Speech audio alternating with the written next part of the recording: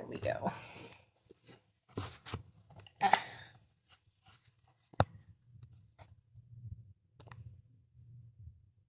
What is going on with my hair this evening? Oh my lord.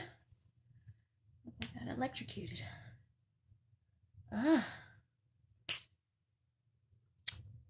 Good evening, everybody. Okay, there we go.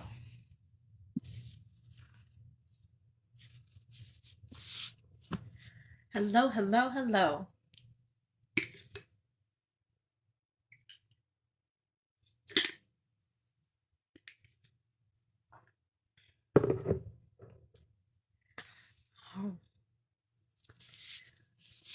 How's everyone's evening so far? Oh, good morning. Good morning, Australia. Happy anniversary. Oh my goodness. That's so exciting. Congratulations. Oh.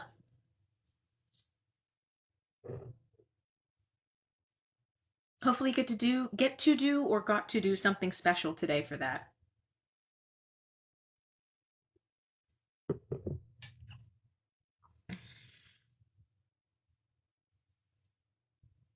Soon.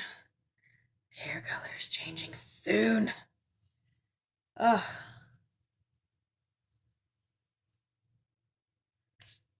My goodness. We have got some crazy weather happening here today. So much wind. Oh my gosh. I cannot even.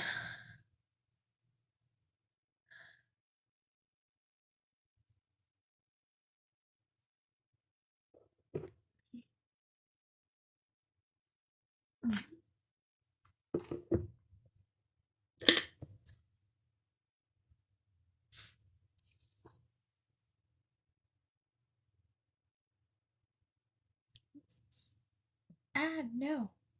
Okay, there we go. Oh, oh my gosh. I mean, I'm glad that you got a chance to go out and adjusted your schedule for this. Oh my lord. Oh, that is just too much. Mm.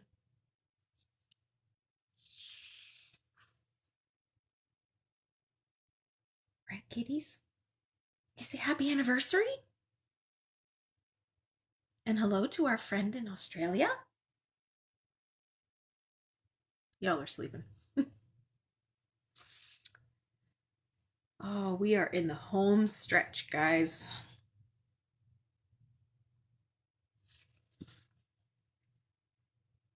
So we'll give it to about 8:02. I have been reviewing two friends in Australia. Well, good morning.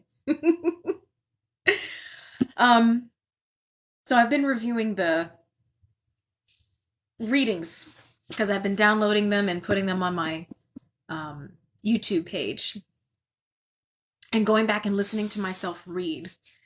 It's have any of you ever done that? Have you guys like ever recorded yourself and then gone back and listened to anything that you've read? It could be a poem, it could be anything. Does anyone else find the sound of their own voice strange? And also like the way I hear my voice in my ears compared to the thank you, Terry. I stole this from my husband. um like the way I hear my voice in my head compared to how I hear it on a recording is just so odd. I guess is the best way to just different. Just I don't know, different. Not better or worse, just different.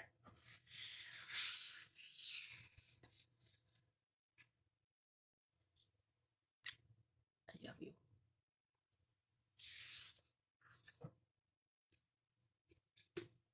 Hello, yellow roses.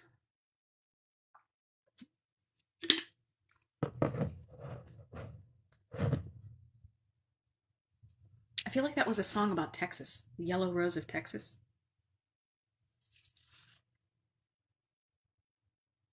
And your flag is Texan. Yes, I knew it. I knew it. Smart one right here. All right, so it's 8:04.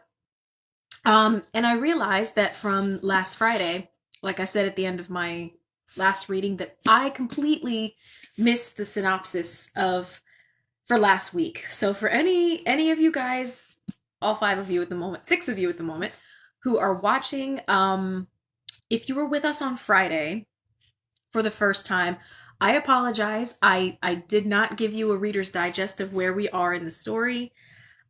I don't know where my brain went. Maybe it was just because it was Friday, but I am absolutely going to be doing that before we get started. So at this moment in the story, because you can see right, we've got this much left of the story. So we're getting down to the home stretch.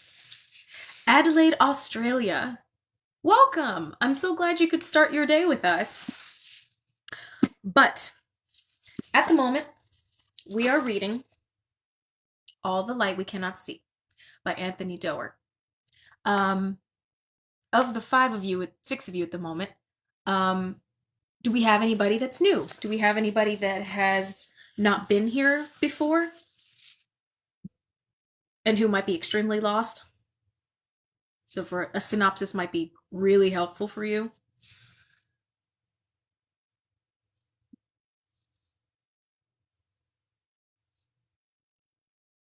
Dusty. Okay, so are you brand new, or and Angelica, are you guys all brand new? Like this is the first time you're catching me read uh the book?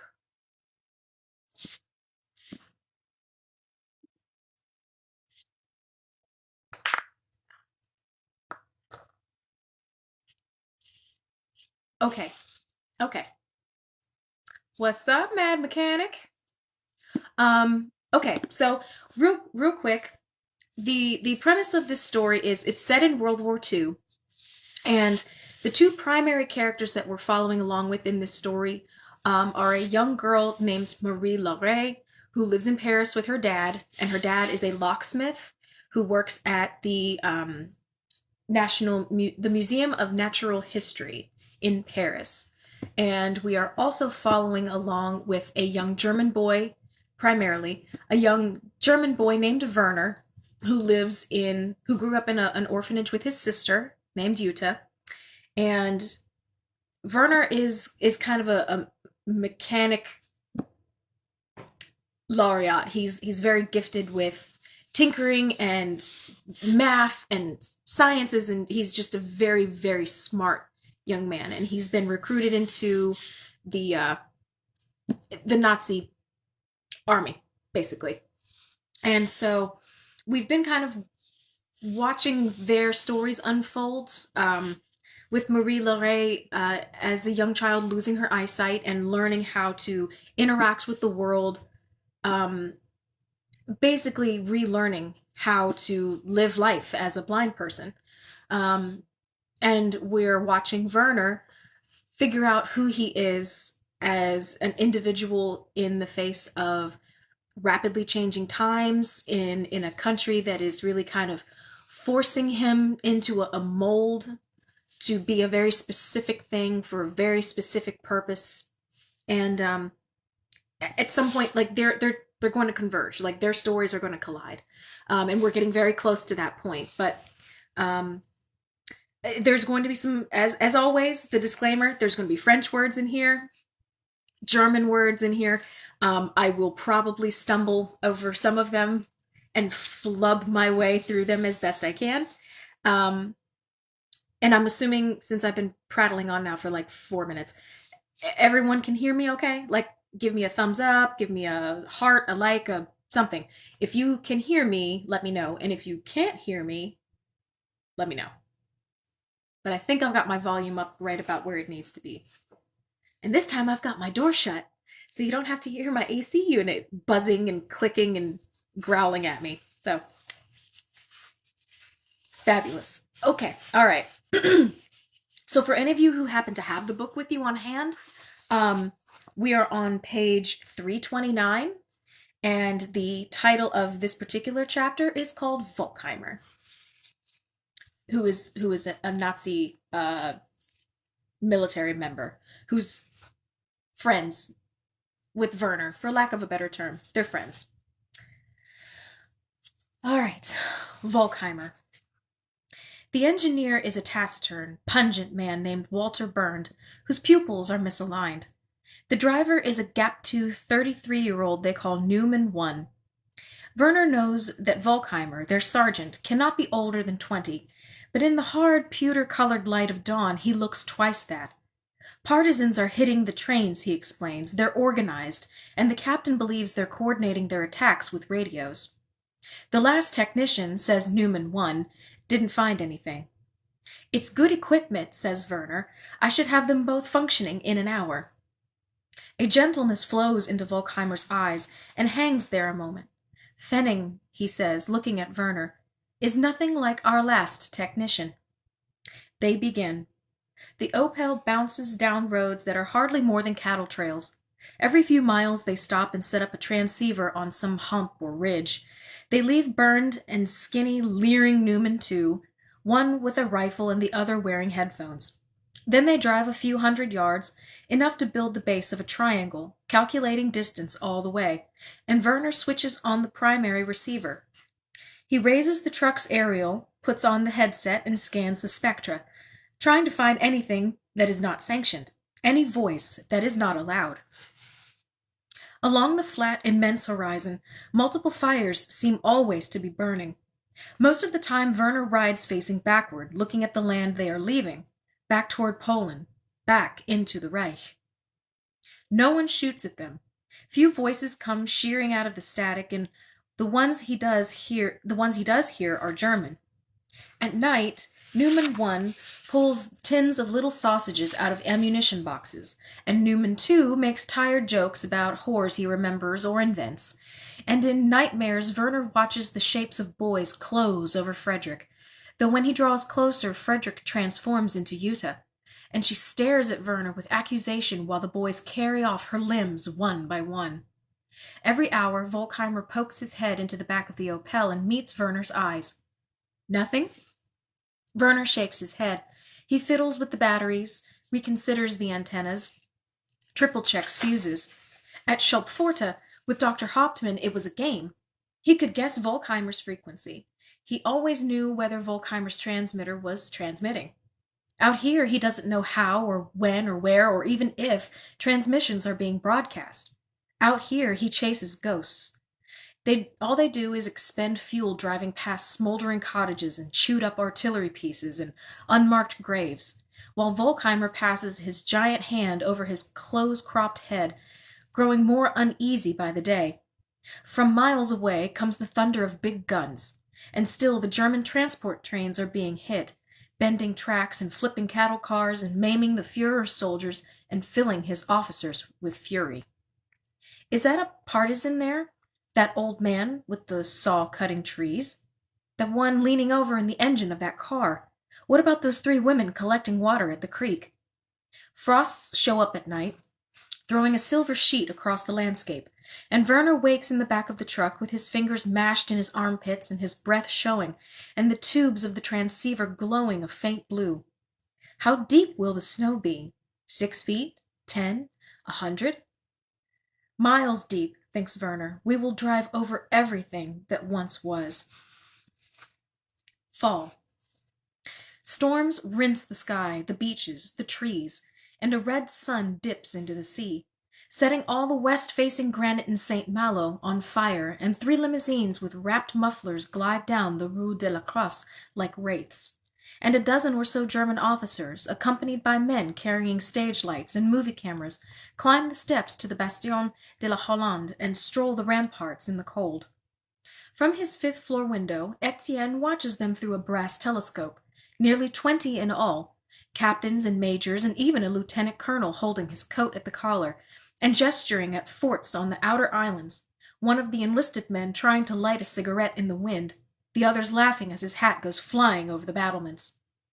Across the street, from the front door of Claude Levette's house, 3 women spill out laughing. Lights burn in Claude's windows, though the rest of the block has no electricity. Someone opens a 3rd-story window and throws out a shot glass, and off it goes, spinning over and over, down toward the Rue Vaudreuil and out of sight. Etienne lights a candle and climbs to the 6th floor. Marie-Laure has fallen asleep. From his pocket, he takes a coil of paper and unrolls it. He has already given up trying to crack the code. He has written out the numbers, gridded them, added, multiplied. Nothing has come of it. And yet it has. Because Etienne has stopped feeling nauseated in the afternoons, his vision has stayed clear, his heart untroubled. Indeed, it has been a month since he has had to curl up against the wall in his study and pray that he does not see ghosts shambling through the walls. When Marie-Laure comes through the front door with the bread, when he's opening the tiny scroll in his fingers, lowering his mouth onto the microphone, he feels unshakable. He feels alive. 56,778, 21, 4,567, 1,094, 467,813. Then the time and frequency for the next broadcast. They have been at it for several months, new slips of paper arriving inside a loaf of bread every few days, and lately Etienne plays music. Always at night and never more than a shard of song, 60 or 90 seconds at the most. Debussy or Ravel or Massenet or Charpentier. He sets the microphone in the bell of his electrophone, as he did years before, and lets the record spin. Who listens? Etienne imagines shortwave receivers disguised as oatmeal boxes or tucked under floorboards, receivers buried beneath flagstones or concealed inside bassinets. He imagines 2 or 3 dozen listeners up and down the coast, maybe more tuning in out at sea. Captains sets on free ships hauling tomatoes or refugees or guns. Englishmen who expect the numbers but not the music. Who must wonder, why? Tonight he plays Vivaldi, L'Autunno Allegro, a record his brother bought at a shop on the Rue Sainte-Marguerite 4 decades ago for 55 centimes. The harpsichord plucks along, the violins make big Baroque flourishes, the low, angled space of the attic brims with sound. Beyond the slates, a block away and 30 yards below, 12 German officers smile for cameras. Listen to this, thinks Etienne, hear this. Someone touches his shoulder. He has to brace himself against the sloping wall to avoid falling over. Marie-Laure stands behind him in her nightdress. The violins spiral down, then back up. Etienne takes Marie-Laure's hand, and together, beneath the low, sloping roof, the record spinning, the transmitter sending it over the ramparts, right through the bodies of the Germans and out to sea, they dance. He spins her, her fingers flicker through the air. In the candlelight, she looks of another world, her face all freckles, and in the center of the freckles those 2 eyes hang unmoving like the egg cases of spiders. They do not track him, but they do not unnerve him either. They seem almost to see into a separate, deeper place, a world that consists only of music. Graceful, lean, coordinated as she whirls, though how she knows what dancing is, he could never guess. The song plays on. He lets it go too long. The antenna is still up, probably dimly visible against the sky. The whole attic might as well shine like a beacon. But in the candlelight, in the sweet rush of the concerto, Marie-Laure bites her lower lip, and her face gives off a secondary glow, reminding him of the marshes beyond the town walls, in those winter dusks when the sun has set but it fully hasn't swallowed up, and big patches of reeds catch red pools of light and burn, places he used to go with his brother in what seems like lifetimes ago. This, he thinks, is what the numbers mean. The concerto ends. A wasp goes tap, tap, tap along the ceiling. The transmitter remains on, the microphone tucked into the bell of the electrophone, as the needle traces the outermost groove.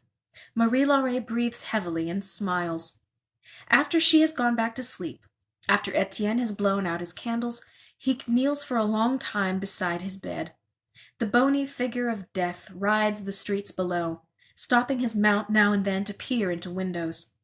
Horns of fire on his head and smoke leaking from his nostrils, and in his skeletal hand a list newly charged with addresses. gazing first at the crew of officers unloading from their limousines into the chateau, then at the glowing rooms of the perfumer Claude Levet, then at the dark tall house of Etienne Leblanc. Pass us by, horsemen. Pass this house by.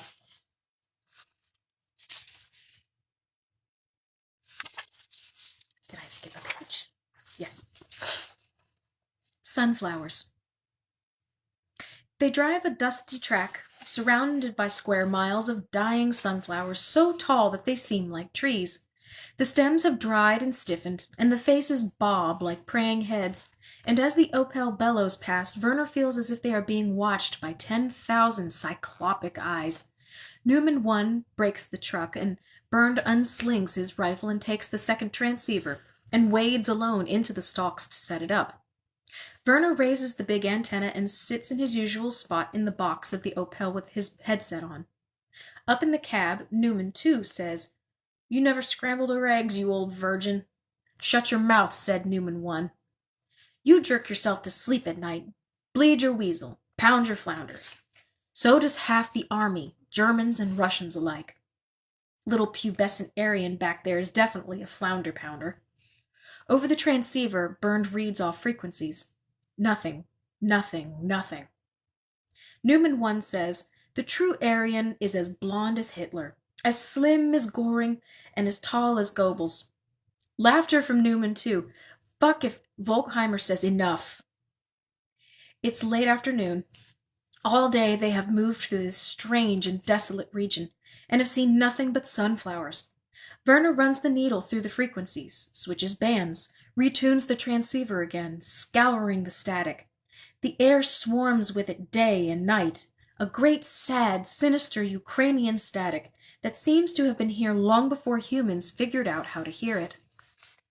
Volkheimer clambers out of the truck and lowers his trousers and pees into the flowers, and Werner decides to trim the aerial, but before he does, he hears, as sharp and clear and menacing as the blade of a knife flashing in the sun, a volley of Russian. Adin, Shest, Vosyam. Every fiber of his nervous system leaps awake. He turns up the volume as far as it will go, and presses the headphones against his ears. Again it comes. Hodnie something feshki, shere something doroshoy. Volkheimer is looking at him through the open back of the truck shell, as though he can sense it, as though he is coming awake for the first time in months. As he did that night out in the snow when Hauptmann fired his pistol, when they realized Werner's transceivers worked. Werner turns the fine-tuned dial fractionally, and abruptly the voice booms into his ears. Dvi not set. Shest not set. Davd set adin. Nonsense, terrible nonsense, pipelined directly into his head. It's like reaching into a sack full of cotton and finding a razor blade inside. Everything constant and undeviating, and then that one dangerous thing, so sharp you can hardly feel it open your skin. Volkheimer raps his massive fist on the side of the Opel to quiet the Newmans, and Werner relays the channel to Bernd on the far transceiver, and Bernd finds it, and measures the angle and relays it back, and now Werner settles in to do the math. The slide rule, the trigonometry, the map. The Russian is still talking when Werner pulls his headset down around his neck. North-northwest. How far? Only numbers. Pure math. 1.5 kilometers. Are they broadcasting now? Werner closes one cup of the earphones over an ear. He nods. Newman 1 starts the Opel with a roar, and Bernd comes crashing back through the flowers, carrying the first transceiver, and Werner withdraws the aerial, and they grind off the road and directly through the sunflowers, punching them down as they go.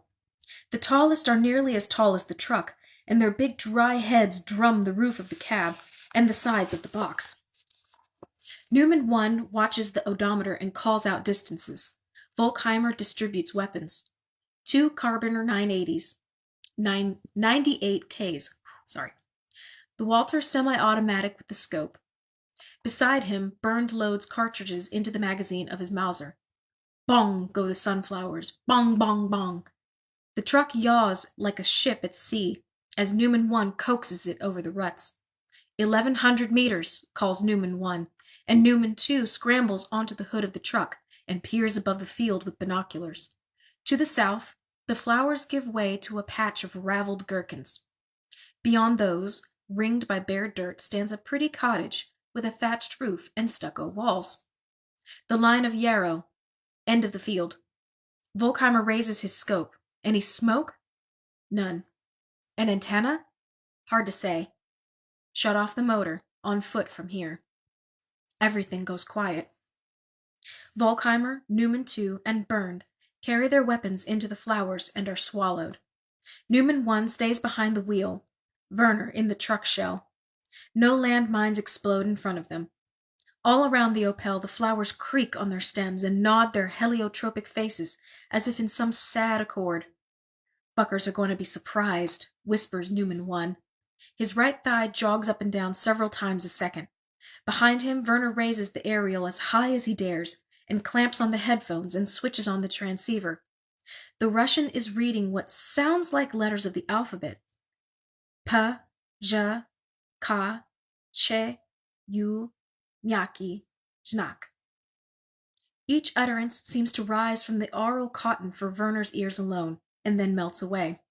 Newman 1's vibrating leg shakes the truck lightly, and the sun flares through the remnants of insects smeared across the windows, and a cold wind sets the whole field rustling.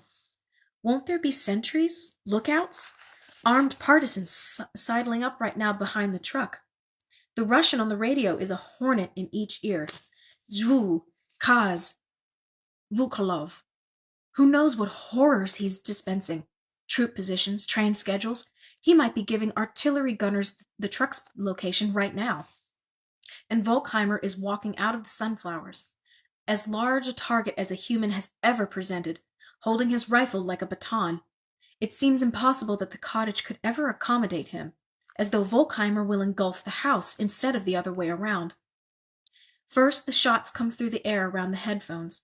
A fraction of a second later, they come through the headphones themselves, so loud that Werner almost tears them off. Then even the static cuts out, and the silence in the headphones feels like something massive moving through space, a ghostly airship slowly descending. Newman 1 opens and closes the bolt of his rifle. Werner remembers crouching next to his cot with Jutta after the Frenchman would sign off, the windows rattling from some passing coal train, the echo of the broadcast seeming to glimmer in the air for a moment, as though he could reach out and let it float down into his hands. Volkheimer returns with ink spattered on his face. He raises 2 huge fingers to his forehead, pushes his helmet back, and Werner can see that it is not ink. Set the house afire, he says, quickly. Don't waste diesel. He looks at Werner, his voice tender, almost melancholy. Salvage the equipment. Werner sets down the headphones and puts on his helmet. Swifts swoop out over the sunflowers. His vision makes low, slow loops, as though something has gone wrong with his balance. Newman 1 hums in front of him as he carries a can of fuel through the stalks. They break through the sunflowers toward the cottage, stepping through Aaron's rod, wild carrot, and all the leaves browned from frost. Beside the front door, a dog lies in the dust, chin on its paws, and for a moment Werner thinks it is only sleeping. The first dead man is on the floor with an arm trapped beneath him, and a crimson mess where his head should be. On the table is a second man, slumped as if sleeping on his ear, only the edges of his wound showing, a whorish purple. Blood that has spread across the table thickens like cooling wax. It looks almost black. Strange to think of his voice still flying through the air, already a country away, growing weaker every mile. Torn pants, grimy jackets, one of the men in suspenders. They do not wear uniforms. Newman 1 tears down a potato sack curtain and takes it outside, and Werner can hear him splash it with diesel. Newman 2 pulls the suspenders off the second dead man and takes some braided shallots from the lintel and bundles them against his chest and leaves. In the kitchen, a small brick of cheese sits half-eaten, a knife beside it with a faded wooden handle. Werner opens a single cupboard.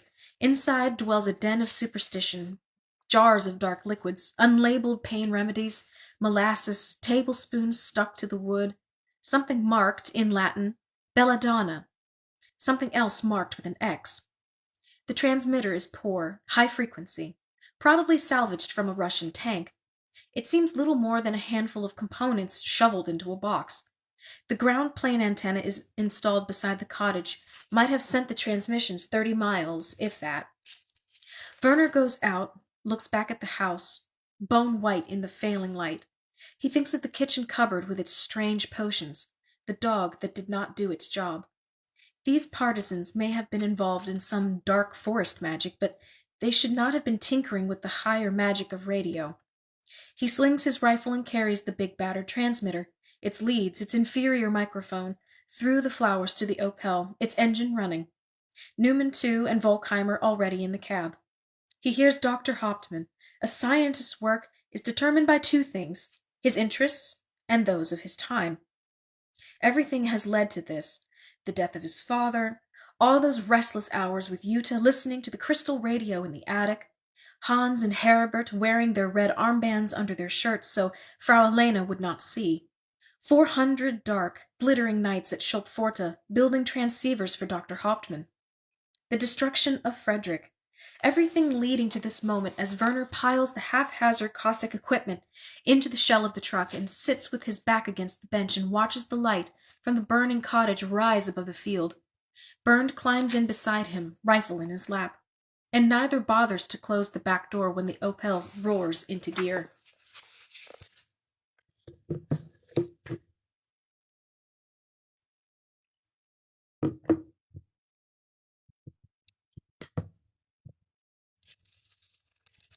Hi, Donna Thomas. How are you?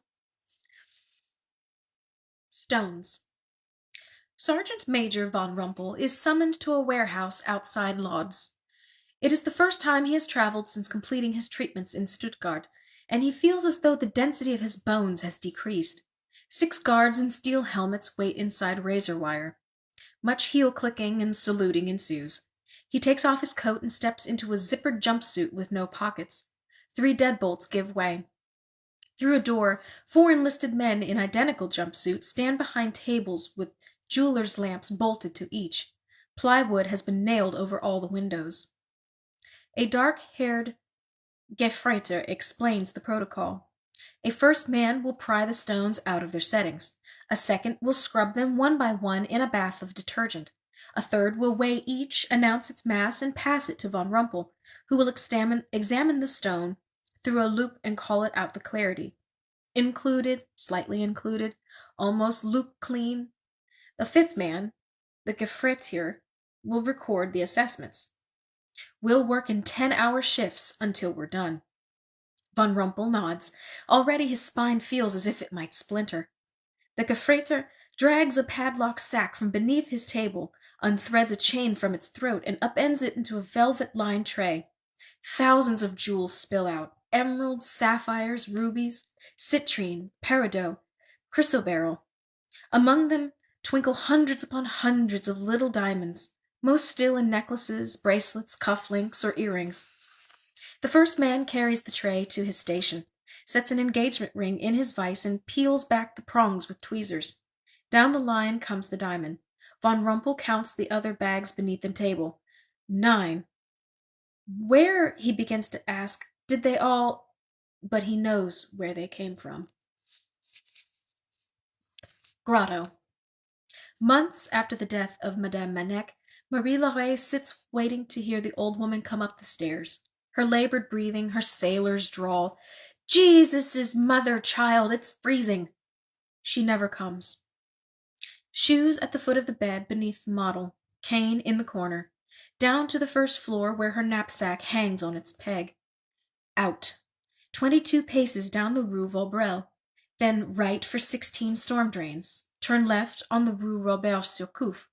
9 more drains to the bakery. 1 ordinary loaf, please. And how is your uncle? My uncle is well, thank you. Sometimes the loaf has a white scroll inside, and sometimes it does not. Sometimes Madame Ruel has managed to procure a few groceries for Marie Laurey. Cabbage, red peppers, soap. Back to the intersection of the Rue d'Etresse. Instead of turning left onto the Rue Vaudreuil, Marie Laurey continues on straight. 50 steps to the ramparts, 100 or so more along the base of the walls to the mouth of the alley that grows ever narrower.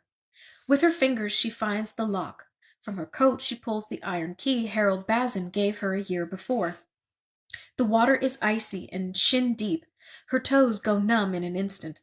But the grotto itself comprises its own slick universe, and inside this universe spin countless galaxies. Here, in the upturned half of a single mussel shell, lives a barnacle and a tiny spindle shell occupied by a still smaller hermit crab. And on the shell of the crab, a yet smaller barnacle. And on that barnacle? In the damp of the old kennel, the sound of the sea washes away all other sounds. She tends to the snails as though to plants in a garden. Tide to tide, moment to moment, she comes to listen to the creatures suck and shift and squeak, to think of her father in his cell, of Madame Manec in her field of Queen Anne's lace, of her uncle confined for 2 decades inside his own house. Then she feels her way back to the gate and locks it behind her. That winter the electricity is out more than it is on. Etienne links a pair of marine batteries to the transmitter so that he can broadcast when the power is off. They burn crates and papers and even antique furniture to keep warm. Marie-Laure drags the heavy rag rug from the floor of Madame Manec's apartment all the way to the 6th floor and drapes it over her quilt. Some midnights her room grows so cold that she half believes she can hear frost settling onto the floor. Any footfall in the street could be a policeman. Any rumble of an engine could be a detachment sent to haul them away. Upstairs, Etienne broadcasts again, and she thinks, I should station myself by the front door in case they come. I could buy him a few minutes. But it is too cold. Far better to stay in bed beneath the weight of the rug and dream herself back into the museum, trail her fingers along remembered walls, make her way across the echoing grand gallery toward the key pound. All she has to do is cross the tiled floor and turn left, and there Papa will be behind the counter, standing at his key cutter. He'll say, What took you so long, Bluebird? He'll say, I will never leave you, not in a million years. Hunting. In January 1943, Werner finds a second illegal transmission coming from an orchard on which a shell has fallen, cracking most of the trees in half. 2 weeks later, he finds a third, then a fourth. Each new find seems only a variation of the last. The triangle closes in, each segment shrinking simultaneously, the vertices growing closer until they are reduced to a single point, a barn or a cottage or a factory basement or some disgusting encampment in the ice. Is he broadcasting now? Yes. In that shed? Do you see the antenna along the eastern wall? Whenever he can, Werner records what the partisans say on magnetic tape. Everybody, he is learning, likes to hear themselves talk. Hubris, like the oldest stories. They raise the antenna too high, broadcast for too many minutes, assume the world offers safety and rationality when of course it does not. The captain sends word that he is thrilled with their progress. He promises holiday leaves, steaks, brandy. All winter, the Opel roves occupied territories, cities that Utah recorded in their radio log, coming to life. Prague, Minsk, Ljubljana. Sometimes the truck passes a group of prisoners, and Volkheimer asks Newman 1 to slow. He sits up very straight, looking for any man as large as he is. When he sees one, he raps the dash. Newman 1 breaks, and Volkheimer post holes out into the snow, speaks to a guard, and wades in among the prisoners, usually wearing only a shirt against the cold. His rifle is in the truck, Newman 1 will say. Left his fucking rifle right here. Sometimes he's too far away. Other times, Werner hears him perfectly. Alschesen, Volkheimer will say, his breath pluming out in front of him, and almost every time the big Russian will understand. Take it off.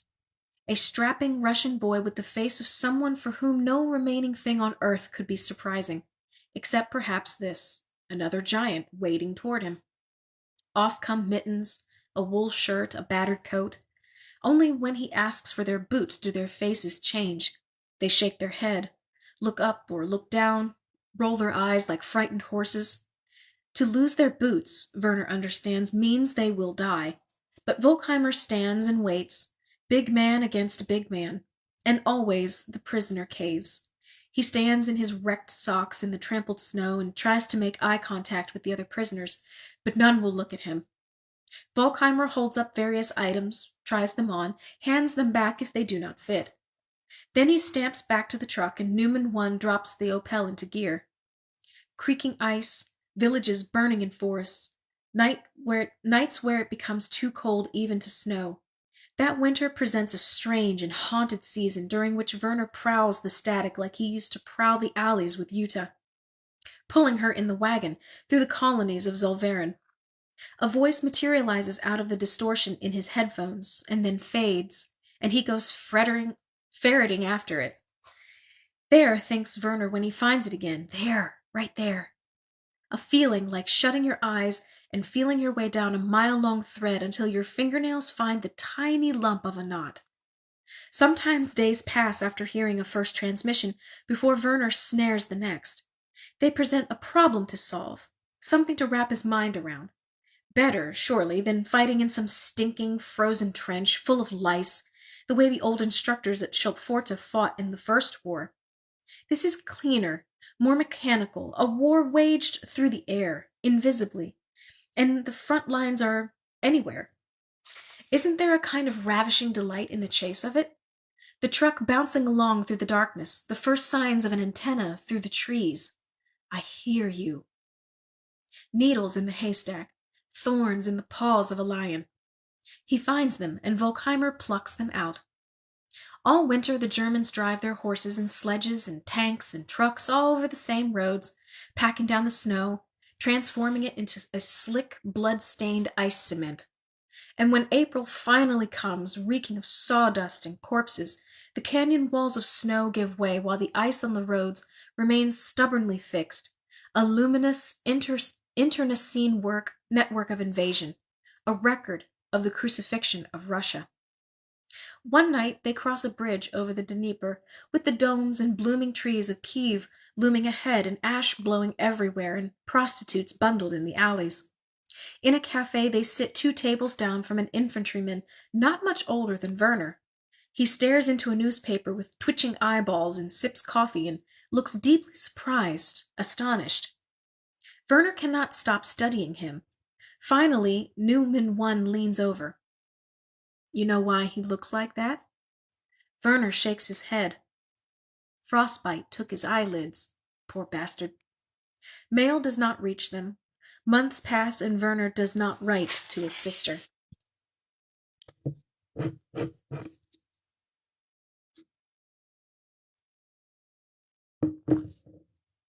Yes, and it's even more mesmerizing to read. The messages. Occupation authorities decree that every house must have a list of its occupants fixed to its door. Monsieur Etienne Leblanc, age 62. Mademoiselle Marie-Laure Leblanc, age 15. Marie-Laure tortures herself with daydreams of feasts laid out on long tables, platters of sliced pork loin, roasted apples, banana flambé, pineapples with whipped cream. One morning in the summer of 1943, she walks to the bakery in a slow falling rain. The queue stretches out the door. When Marie-Laure finally reaches the head of the line, Madame Ruel takes her hands and speaks very softly. Ask if he can also read this. Beneath the loaf comes a folded piece of paper. Marie-Laure puts the loaf into her knapsack and bunches the paper in her fist. She passes over a ration ticket, finds her way directly home, and deadbolts the door behind her. Etienne shuffles downstairs. What does it say, uncle? It says, Monsieur Druget wants his daughter in Saint-Colombe to know that he is recovering well. She said it's important. What does it mean? Marie-Laure removes her knapsack and reaches inside and tears off a hunk of bread. She says, I think it means that Monsieur Druget wants his daughters to know that he is all right. Over the next weeks, more notes come. A birth in Saint Vincent, a dying grandmother in La Mare. Madame Gardinier in La Brenée wants her son to know that she forgives him. If secret messages lurk inside these missives, if Monsieur Fayou had a heart attack and passed gently away means blow up the switching yard at Rennes. Etienne cannot say. What matters is that people must be listening, that ordinary citizens must have radios, that they seem to need to hear from each other. He never leaves his house, sees no one save Marie Laure, and yet somehow he has found himself at the nexus of a web of information. He keys the microphone and reads the numbers, then the messages. He broadcasts them on 5 different bands, gives instructions for the next transmission, and plays a bit of an old record. At most, the whole exercise takes 6 minutes. Too long. Almost certainly too long. Yet no one comes. The 2 bells do not ring. No German patrols come banging up the stairs to put bullets in their heads. Although she has them memorized, most nights Marie Laure asks Etienne to read her the letters from her father. Tonight, he sits on the edge of her bed. Today I saw an oak tree disguised as a chestnut tree. I know you will do the right thing. If you ever wish to understand, look inside Etienne's house. Inside the house. What do you think he means by writing inside the house twice? We've been over it so many times, Marie. What do you think he's doing right now? Sleeping, child, I am sure of it. She rolls onto her side, and he hauls the hem of her quilts past her shoulders and blows out the candle and stares into the miniature rooftops and chimneys of the model at the foot of her bed. A memory rises. Etienne was in a field east of the city with his brother. It was the summer when fireflies showed up in St. Malo, and their father was very excited, building long-handled nets for his boys and giving them jars with wire to fasten over the tops. And Etienne and Henri raced through the tall grasses as the fireflies floated away from them, illuming on and off, always seeming to rise just beyond their reach, as if the earth were smoldering and these were sparks that their footfalls had prodded free. Welcome, Lacey. Glad you could make it. Henri had said he wanted to put so many beetles in his window that ships could see his bedroom from miles away. If there are fireflies this summer, they do not come down the Rue Vaudreuil. Now it seems there are only shadows and silence. Silence is the fruit of the occupation. It hangs in branches, seeps from gutters. Madame Gibault, mother of the shoemaker, has left town, as has old Madame Blanchard. So many windows are dark. It's as if the city has become a library of books in an unknown language. The houses, great shelves of illegible volumes. The lamps all extinguish. But there is the machine in the attic at work again, a spark in the night. A faint clattering rises from the alley, and Etienne peers through the shutters of Marie Laure's bedroom, down 6 stories, and sees the ghost of Madame Manec standing there in the moonlight. She holds out a hand, and sparrows land one by one on her arms, and she tucks each one into her coat. Le Danville. The Pyrenees gleam. A pitted moon stands on their crests as if impaled. Sergeant Major von Rumpel takes a cab through platinum moonlight to a commissariat and stands across the police captain, who continually drags the index and middle fingers of his left hand through his considerable mustache. The French police have made an arrest. Someone has burglarized the chalet of a prominent donor with ties to the Natural History Museum in Paris, and the burglar has been apprehended with a travel case stuffed with gems. He waits a long time. The captain reviews the fingernails of his left hand, then his right, then his left again. Von Rumpel is feeling very weak tonight. Queasy, really. The doctor says the treatments are over, that they have made their assault on the tumor, and now they must wait. But some mornings he cannot straighten after he finishes tying his shoes. A car arrives, and the captain goes out to greet it. Von Rumpel watches through the window. From the back seat, 2 policemen produce a frail-looking man in a beige suit with a perfect purple bruise around his left eye. Hands are cuffed, a spattering of blood on his collar, as though he had just left off playing a villain in some movie. The policemen shepherd the prisoner inside while the captain removes a handbag from the car's trunk. Von Rumpel takes his white gloves from his pocket. The captain closes his office door and sets the bag atop his desk and pulls his blinds. Tilts the shade of his desk lamp. In the room where, somewhere beyond, Von Rumpel can hear a cell door clang shut. From the handbag, the captain removes an address book, a stack of letters, and a woman's compact. Then he plucks out a false bottom followed by 6 velvet bundles. He unwraps them one at a time. The first contains 3 gorgeous pieces of beryl, pink, fat, and hexagonal. Inside the second is a single cluster of aqua-colored amazonite, gently striated with white. Inside the third is a pear-cut diamond. A thrill leaps into the tips of Von Rumpel's fingers. From a pocket the captain withdraws a loupe, and look of naked greed blooming on his face. He examines the diamond for a long time, turning it this way and that. Through Von Rumpel's mind sail visions of the Führer Museum. He examines it for a long time, turning it this way and that. Glittering cases beneath pillars, jewels behind glass, and something else too, a faint power, like a low voltage, coming off of the stone, whispering to him, promising to erase his illness. Finally, the captain looks up, the impress of his loupe a tight pink circle around his eye. The lamplight sets a gleam on his wet lips. He places the jewel back on the towel. From the other side of the desk, Von Rumpel picks up the diamond.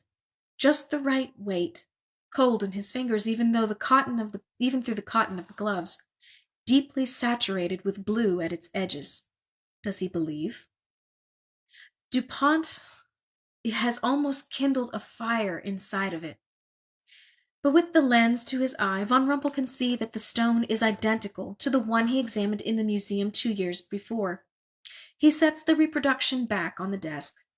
But at the minimum, the captain says in French, his face falling, we must X-ray it, no? Do whatever you'd like, by all means. I'll take those letters, please. Before midnight, he is at his hotel. 2 fakes. This is progress. 2 found, 2 left to find. And one of the 2 must be real. For dinner, he orders wild boar cooked with fresh mushrooms, and a full bottle of Bordeaux. Especially during wartime, such things remain important. They are what separate the civilized man from the barbarian.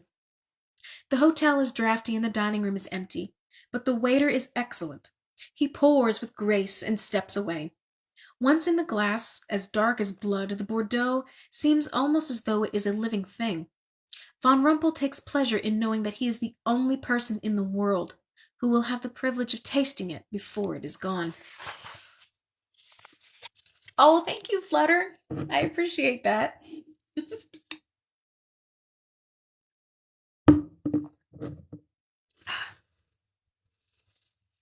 Gray.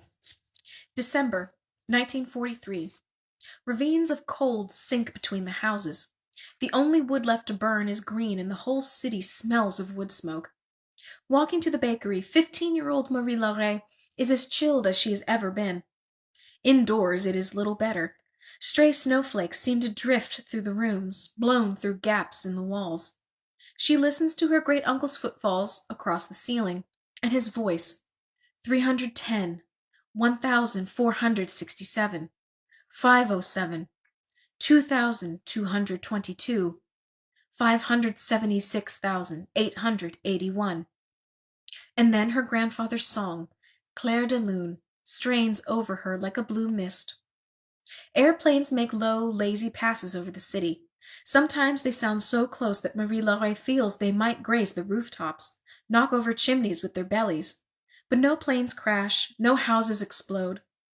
Nothing seems to change at all except Marie Laure grows. She can no longer wear any of the clothes her father carried here in his rucksack 3 years before. And her shoes pinch. She takes to wearing 3 pairs of socks and a pair of Etienne's old tasseled loafers. The rumors are that only essential personnel and those with medical reasons will be allowed to stay in St. Malo.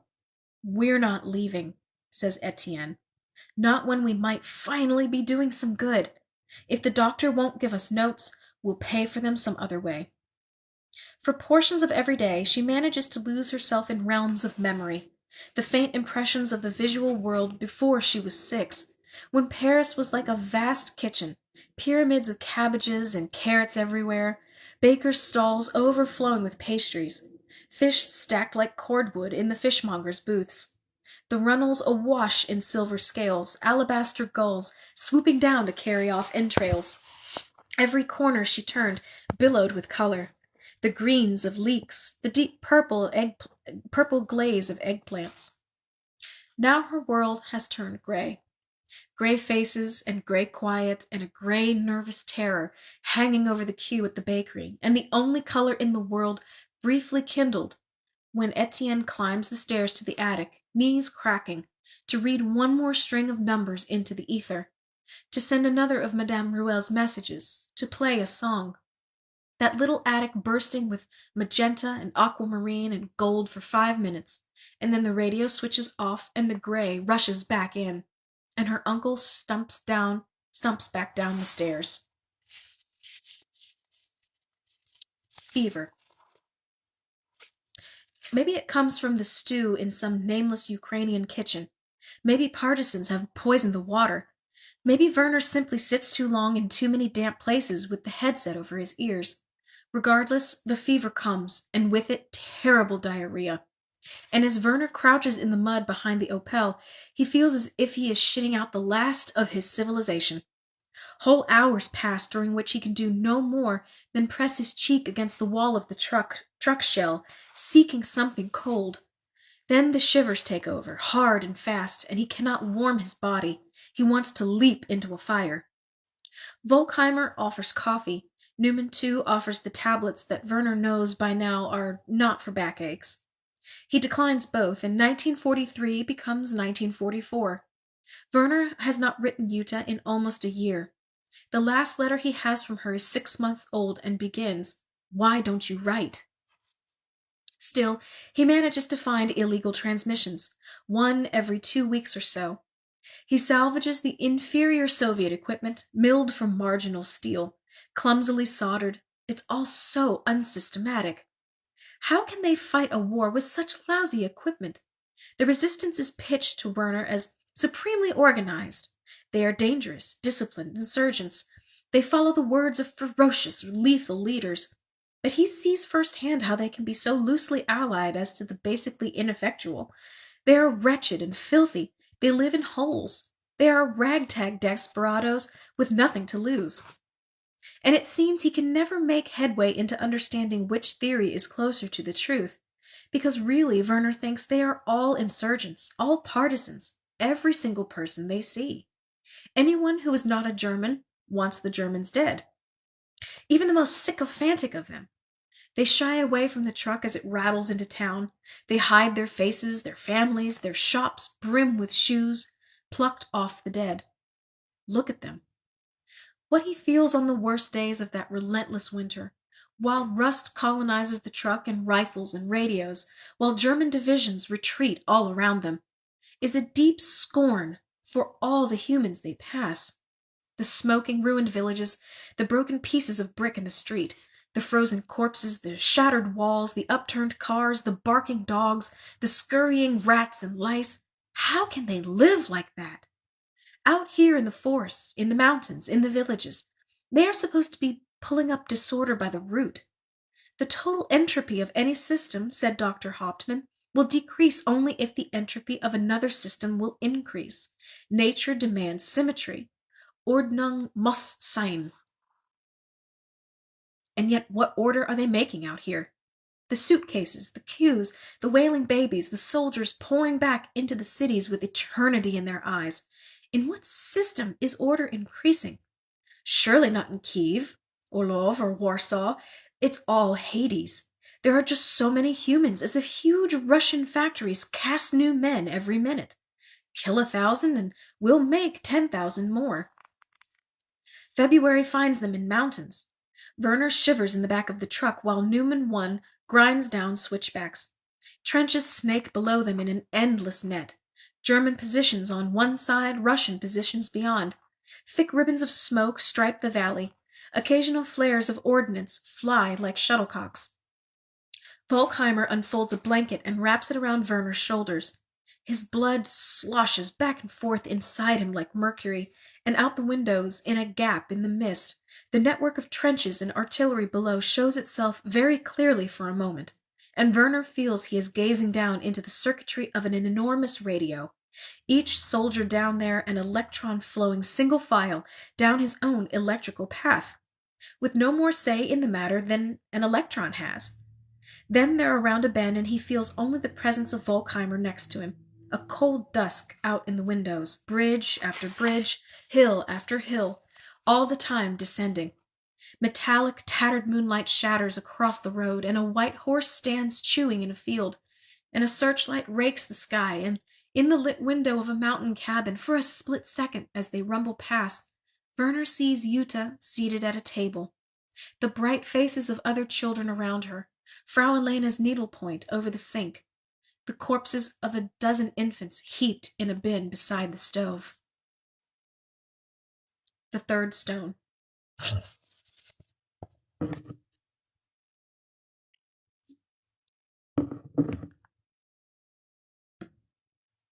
getting fur on my face. He stands in a chateau outside Amiens, north of Paris. The big old house moans in the dark.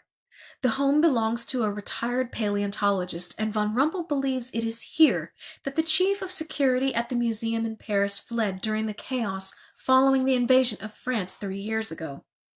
A peaceful place, insulated by fields, enwombed in hedges. He climbs a staircase to a library. A bookshelf has been peeled open. The strong box is behind it. The Gestapo safecracker is good. Wears a stethoscope. Does not bother with a flashlight. In a few minutes he has it open. An old handgun, a box of certificates, a stack of tarnished silver coins, and inside a velvet box, a blue pear-cut diamond. The red heart inside the stone shows itself 1 second, becomes completely inaccessible the next. Inside von Rumpel, hope braids with desperation. He is almost there. The odds are in his favor, aren't they? But he knows before he sets it under the lamp. The same elation crashing out of him. The diamond is not real. It, too, is the work of DuPont. He has found all 3 fakes. All his luck is spent. The doctor says the tumor is growing again. The prospects of the war are nosediving. Germany retreats across Russia, across the Ukraine, up the ankle of Italy. Before long, everyone in the Einsatzstab Reichsleiter Rosenberg, the men out there scouring the continent for hidden libraries, concealed prayer scrolls, closeted impressionist paintings, will be handed rifles and sent into the fire, including von Rumpel. So long as he keeps it, the keeper of the stone will live forever. He cannot give up, and yet his hands grow so heavy. His head is a boulder. One at the museum, one to the home of a museum supporter, one sent with the chief of security. What sort of man would they choose for a third courier? The Gestapo man watches him, his attention on the stone, his left hand on the door of the strongbox. Not for the first time, von Rumpel thinks of the extraordinary jewel safe at the museum, like a puzzle box. In all his travels, he has seen nothing else like it. Who could have conceived of it? The bridge. In a French village far to the south of St. Malo, a German truck crossing a bridge is blown up. 6 German soldiers die. Terrorists are blamed. Night and fog, whisper the women who come by to check on Marie Lauré. For every Kraut lost, they'll kill 10 of us. Police go door to door, demanding any able-bodied man come out for a day's work. Dig trenches, unload railway wagons, push barrows of cement bags, construct invasion obstacles in a field or on a bench. Everyone who can must work to strengthen the Atlantic wall. Etienne stands squinting in the doorway with his doctor's notes in his hand, cold air blowing over him and fear billowing backward into the hall. Madame Ruel whispers that occupation authorities are blaming the attack on an elaborate work of anti-occupation radio broadcasts. She says that crews are busy locking away the beaches behind a network of concertina wire and huge wooden jacks called chevaux de frise. Already they have restricted access to the walkways atop the ramparts. She hands over a loaf, and Marie Laure carries it home. When Etienne breaks it open, there is yet another piece of paper inside. 9 more numbers. I thought they might take a break, he says. Marie Laure is thinking of her father. Maybe, she says, it is even more important now. He waits until dark. Marie Laure sits in the mouth of the wardrobe, the false back open, and listens to her uncle switch on the microphone and transmitter in the attic. His mild voice speaks numbers into the garret. Then music plays, soft and low, full of cellos tonight, and it cuts off midstream. Uncle? It takes him a long time to come down the ladder. He takes her hand.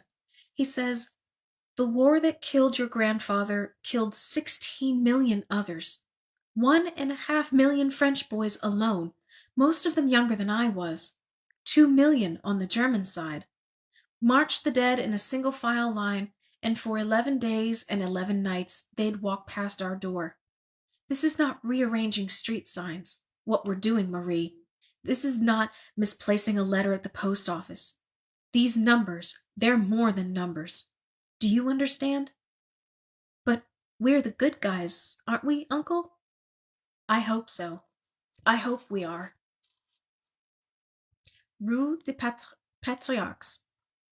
Von Rumpel enters an apartment house in the 5th Arrondissement apartment. The simpering landlady on the first floor takes the sheaf of ration tickets he offers and buries them in her housecoat. Cats swarm her ankles. Behind her, an over-decorated flat reeks of dead apple blossoms, confusion, and old age. When did they leave, madame? Summer of 1940. She looks as if she might hiss. Who pays the rent? I don't know, monsieur. Do the checks come from the National History Museum? I can't say. When was the last time someone came? No one comes. The checks are mailed. From where? I don't know. And no one leaves or enters the flat? Not since that summer, she says, and retreats with her vulture face and vulture fingernails into the redolent dark. Up he goes. A single deadbolt on the 4th floor marks the locksmith's flat. Inside, the windows are boarded over with wood veneer, and an airless, pearly light seeps through the knotholes, as though he has climbed into a dark box hung inside a column of pure light. Cabinets hang open, sofa cushions sit slightly cockeyed, a kitchen chair is toppled on its side. Everything speaks of a hasty departure, or a rigorous search, or both. A black rim of algae rings the toilet bowl where the water has slipped away.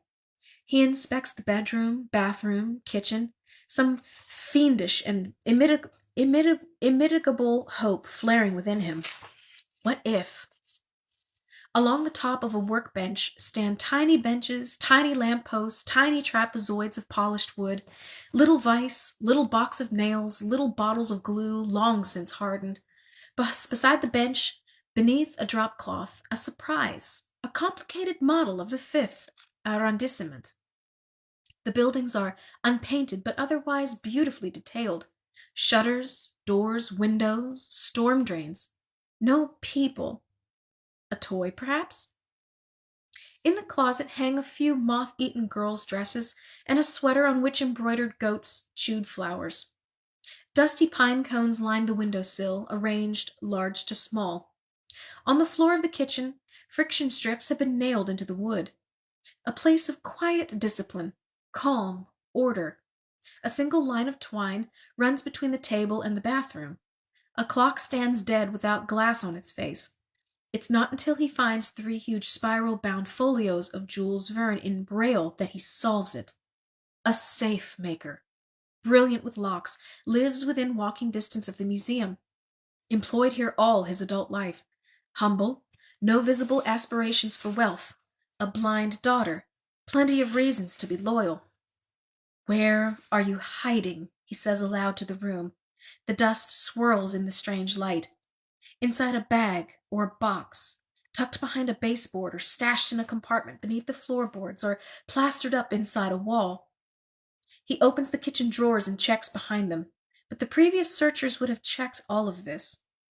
Slowly, his attention returns to the scale model of the neighborhood. Hundreds of tiny houses with mansard roofs and balconies. It is this exact neighborhood, he realizes, colorless, depopulated, and miniaturized. A tiny spectral version of it.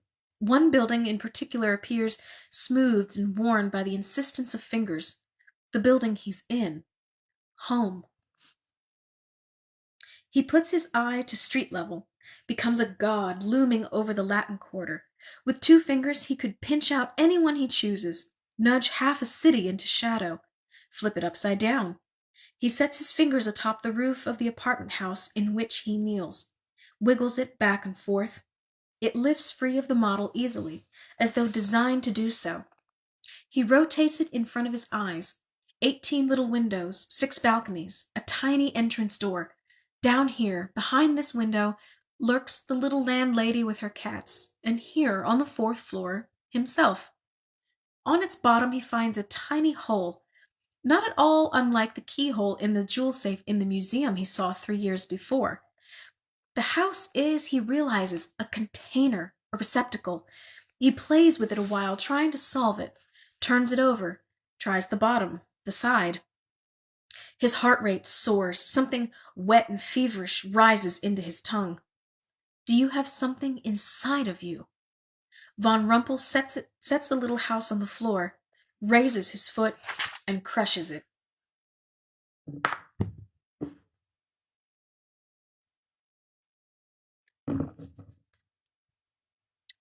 White City. In April 1944, the Opel rattles into a white city full of empty windows. Vienna, says Volkheimer, and Newman too fulminates about Habsburg palaces and Wiener Schnitzel and girls whose vulvas taste like apple strudel. They sleep in a once stately old-world suite with the furniture shored up against the walls and chicken feathers clogging the marble sinks and newspapers tacked clumsily across the windows. Down below, a switching yard presents a wilderness of train tracks. Werner thinks of Dr. Hauptmann with his curls and fur-lined gloves, whose Viennese youth, Werner imagines, spent in vibrant cafes where scientists-to-be discussed Bohr and Schopenhauer, where marble statues stared down from ledges like kindly godparents.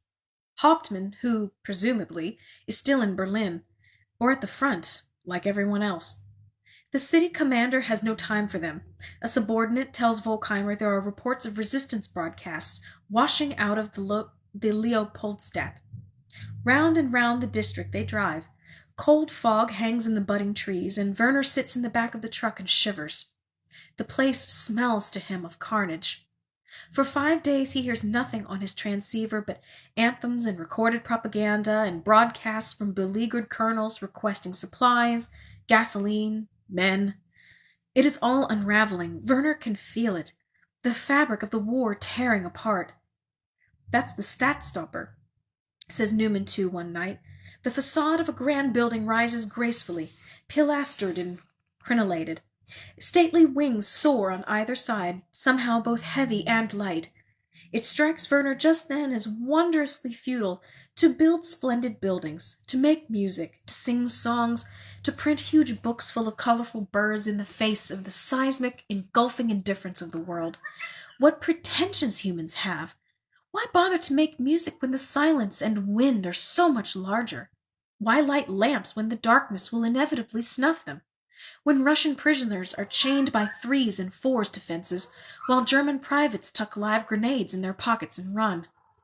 Opera houses, cities on the moon. Ridiculous. They would all do better to put their faces on the curbs and wait for the boys who come through the city dragging sledges stacked with corpses. Do you want out, Hubert? Excuse me, give me 1 second. Kitty. You're making noise. You're making noise. Go on. You're stuck. You're stuck. Wait a minute. Wait.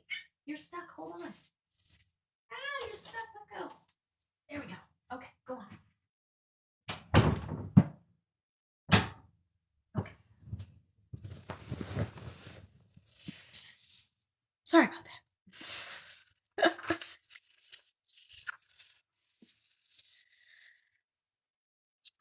At mid-morning, Volkheimer orders them to park in the Augarten. The sun burns away the fog and reveals the first blooms on the trees. Werner can feel the fever flickering inside him, a stove with its door latched. Newman I, who, if he were not scheduled to die 10 weeks from now in the Allied invasion of Normandy, might have become a barber later in life, who would have smelled of talc and whiskey and put his index finger into men's ears to position their heads, whose pants and shirts always would have been covered with clipped hairs, who, in his shop, would have been taped postcards of the Alps around the circumference of a big, cheap, wavery mirror, who would have been faithful to his stout wife for the rest of his life. Newman I says, "Time for haircuts."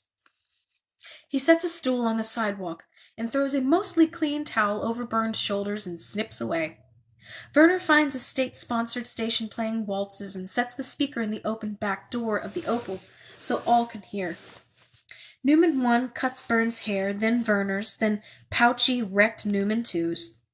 Werner watches Volkheimer climb onto the stool and close his eyes when a particularly plangent waltz comes on.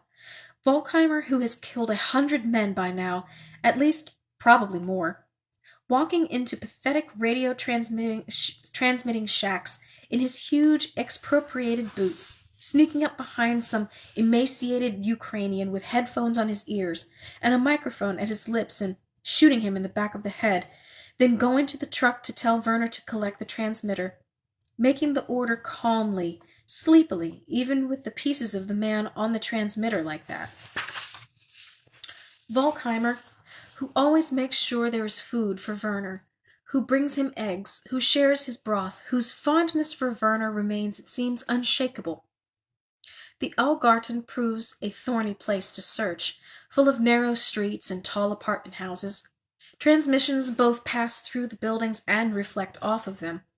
That afternoon, long after the stool had been put away and the waltzes had stopped, while Werner sits with his transceiver listening to nothing, a little red-headed girl in a maroon cap emerges from a doorway, maybe 6 or 7 years old, small for her age, with big clear eyes that remind him of Juta's. She runs across the street to the park and plays there alone, beneath the budding trees, while her mother stands on the corner and bites the tips of her fingers.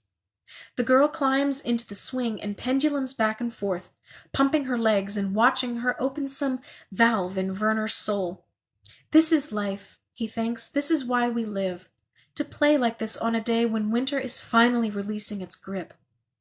He waits for Newman II to come around the truck and say something crass to spoil it, but he doesn't. And neither does Bernd. Maybe they don't see her at all. Maybe this one pure thing will escape their defilement, and the girl sings as she swings a high song that Werner recognizes. A counting song that girls jumping rope in the alley behind Children's House used to sing.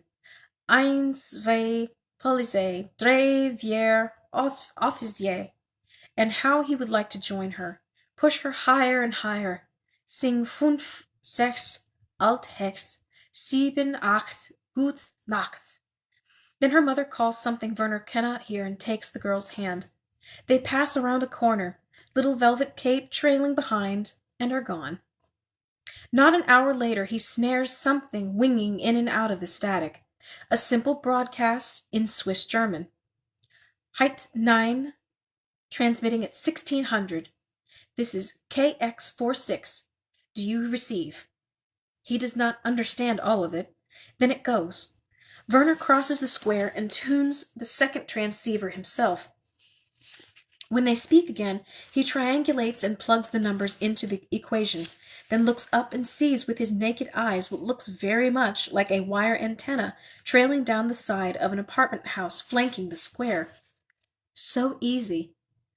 Already Volkheimer's eyes have come alive, a lion who has caught the scent, as though he and Werner hardly need to speak to communicate. See the wire trailing down there? Werner asks.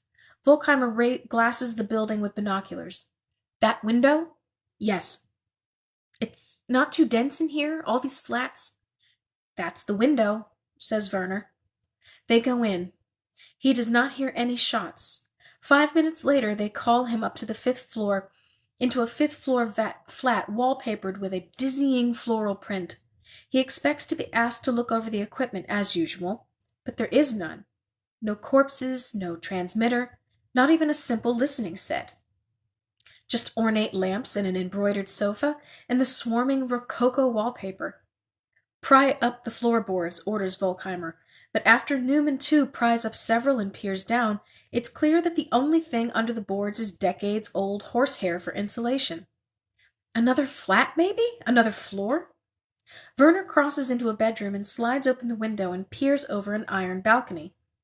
What he thought was an antenna is nothing more than a painted rod hung up the side of a pilaster, probably meant to anchor a clothesline. Not an antenna at all. But he heard a transmission. Didn't he? An ache reaches up through the base of his skull. He laces his hands behind his head and sits on the edge of an unmade bed and looks at the clothes here. A slip folded over the back of a chair, a pewter-backed hairbrush on the bureau, rows of tiny frosted bottles and pots on a vanity, all of it inarticulably feminine to him, mysterious and confusing, in the way Herr Sadler's wife confused him 4 years before as she hitched up her skirt and knelt in front of her big radio. A woman's room, wrinkled sheets, a smell like skin lotion in the air, and a photograph of a young man, nephew, lover, brother, on a dressing table. Maybe his math was wrong. Maybe the signal scattered off the buildings. Maybe the fever has scrambled his wits. On the wallpaper in front of him, roses appear to drift and rotate and swap places. Nothing? Calls Volkheimer from another room, and Byrne calls back nothing. In some alternate universe, Werner considers, this woman and Frau Elena could have been friends. A reality more pleasant than this one. Then he sees, hung on the doorknob, a maroon square of velvet, hood attached, a child's cape. And exactly at that moment in the other bedroom, Newman too makes a cry like a high, surprised gargle, and there is a single shot, then a woman's scream, then more shots, and Volkheimer strides past, hurrying, and the rest follow, and they find Newman too standing in front of a closet with both hands on his rifle, and the smell of gunpowder all around. On the floor is a woman, one arm swept backward as if she has been refused to dance, and inside the closet is not a radio but a child, sitting on her bottom with a bullet through her head. Her moon eyes are open and moist, and her mouth is stretched back in an oval of surprise. It is the girl from the swings, and she cannot be over 7 years old. Werner waits for the child to blink. Blink, he thinks. Blink, blink, blink. Already, Volkheimer is closing the closet door, though it won't close all the way because the girl's foot is sticking out of it. And Bernd is covering the woman on the bed with a blanket. And how could Newman too not have known? But of course he didn't, because that is how things are with Newman too, with everybody in his unit, in this army, in this world. They do as they're told, they get scared, they move about with only themselves in mind. Name me someone who does not. Newman 1 shoulders out, something rancid in his eyes. Newman 2 stands there with his new haircut, his fingers playing senseless trills on the stock of his rifle. Why did they hide? He says. Volkheimer tucks the child's foot gently back inside the closet. There's no radio here, he says, and shuts the door. Threads of nausea reach up around Werner's windpipe. Outside, the street lamps shudder in a late wind. Clouds ride west over the city. Werner climbs into the Opel, feeling as if the buildings are rearing around him, growing taller and warping.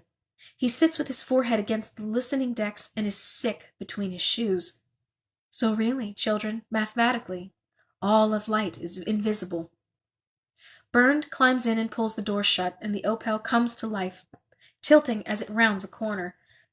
And Werner can feel the streets rising around them, whirling slowly into an engulfing spiral, into the center of which the truck will arc downward, tracing deeper and deeper all the time.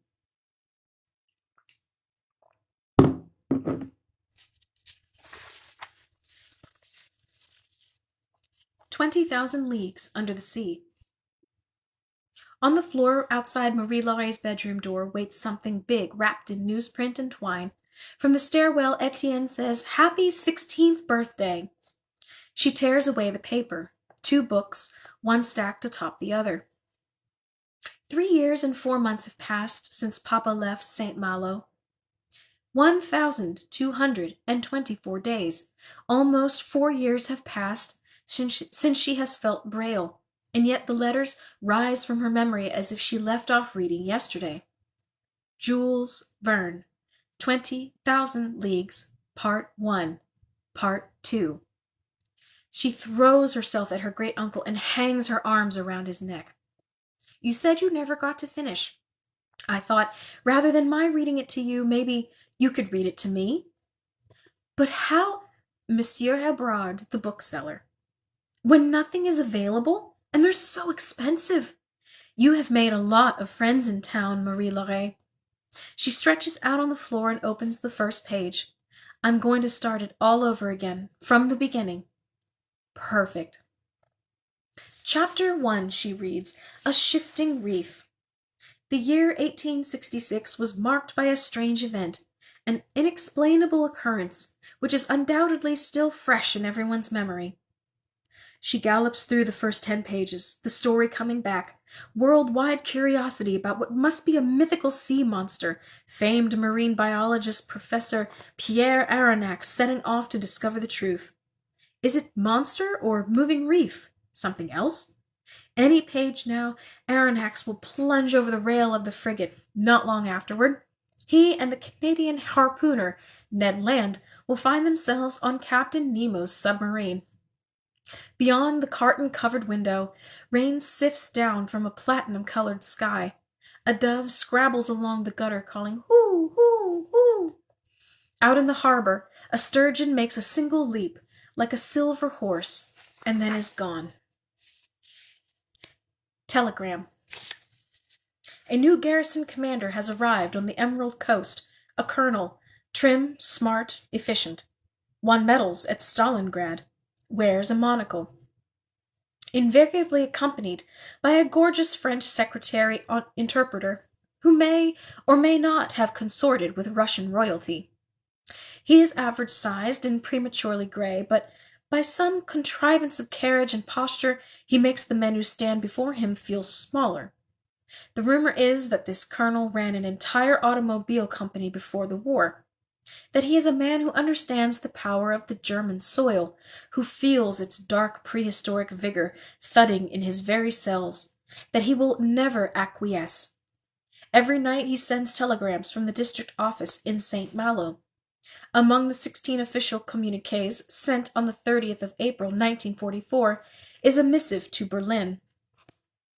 Notice of terrorist broadcast in Côte d'Armor. We believe Saint Lunière or Dinard or Saint Malo or Cancale. Request assistance to locate and eliminate. ... It goes into the wires belted across Europe.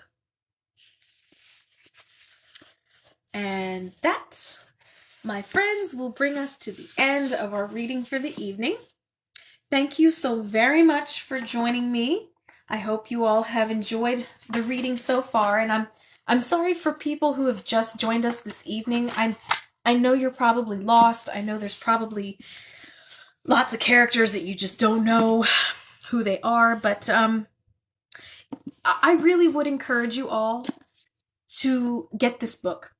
Either, hardback like I've got it, or get in an ebook. This really is such a fantastic read. Oh, Yellow Roses, you're welcome. You're welcome. It's the end. Getting towards the end is gonna get hard. It's gonna get hard. But war is hard. This war, like all wars, was ugly and senseless, like all wars are, really. But the vast majority of this book is just beautiful, and it's such a joy to read, and I'm so glad that you guys have decided to come with me on this reading journey. I really do appreciate it. So we're I would say we're probably maybe another 4 or 5 readings until we reach the end. But yes, I actually do have the pre-recorded readings from sessions, the past sessions. I think now I'm up to 6 episodes of reading. So by all means, hop on my YouTube page, catch up on the story, get filled in on all the details, become a subscriber if you aren't one already. I would greatly appreciate it. So with that, I will bid you all good night, or in Australia's case, good morning. And I'll see you guys on Friday, 8 p.m. Eastern Standard Time. So, mwah, have a good night.